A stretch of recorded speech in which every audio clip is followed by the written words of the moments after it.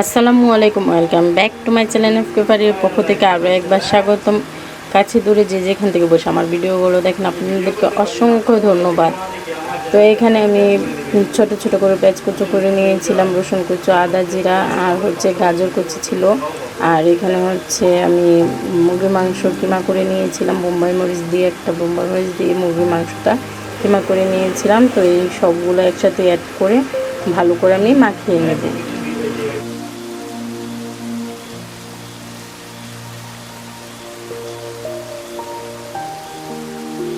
ভালো করে মাখানোর পর এখানে আমি দিয়ে দিব গরম তেল।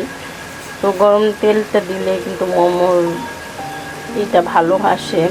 তো এই গরম তেলটা দিয়ে আমি ভালো করে আবারও মাখিয়ে নিব, যেন সুন্দর করে ম্যাশড হয় সেরকমভাবে আমি মাখিয়ে নেব।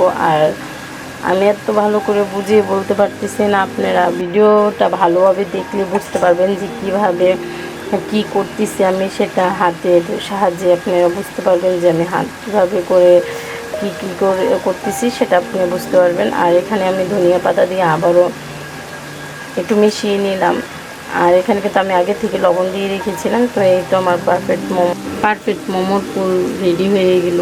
তো এটা এক সাইডে রেখে এখানে আমি আটার ডোটা ভালো করে ম্যাশ করে নিতেছি। এখানে তেল দিয়ে দিয়েছিলাম। আর এখান থেকে ছোট ছোট লিচি কেটে কিন্তু আমি হাতের সাহায্যে কিন্তু মোমোটা বানিয়ে নিব। তো আজকে আমার ডোটা কিন্তু বেশিক্ষণ রেস্টে রাখা হয় না, সেটার জন্য বেশি একটা মেলতেছিল না, তার জন্য কিন্তু আমি বেলুনের সাহায্যে বাকিগুলো করে নিয়েছিলাম। এই একটা পারফেক্ট হয় নাই, বাকিগুলো সুন্দর হয়েছিল। তো আর কিছুক্ষণ রেস্টে রাখলে এটা কমপ্লিট হইতো। তারপরেও আমি এভাবে বানিয়ে নিয়েছিলাম, সেটাই আপনি দেখতে থাকেন যে আমি কীভাবে বানিয়ে নিলাম। তো এখানে একটু পুর নিয়ে নিলাম, যে মোমোর চিকেন পুরটা বানিয়েছিলাম সেটা রেখে কিন্তু আমি একটা গোল সাইজের একটা বানিয়ে নিয়েছিলাম। তো এরকম করে কিন্তু আমি বাকিগুলো আস্তে আস্তে বানিয়ে নেব। একটা আমি হাতের সাহায্যে করেছিলাম, আর বাকিগুলো কিন্তু আমি বেলুনের সাহায্যে ছোটো গোল করে মোমোগুলো বানিয়ে নিয়েছি। তো সময়ের কারণে কিন্তু সম্পূর্ণ ভিডিওটা ভালোভাবে দেখাইতে পারি না, আরও সময় প্রয়োজন ছিল যেন ভালো করে দেখানোর জন্য। যেটুকু পেয়েছি সেটুকু আপনাদের সাথে শেয়ার করে নিলাম। তো আজকে খুবই একটা ভালো বানায় আমার মোমো রেসিপি আরেকটা আছে, সেটা আপনারা দেখে আসতে পারেন। সেটাতে কিন্তু ভালো করে মোমোটা করেছিল। তো এখানে কিন্তু আমি আরেকটা সাইজে করে নিয়েছিলাম, পাতা ডিম দুটা সাইজে।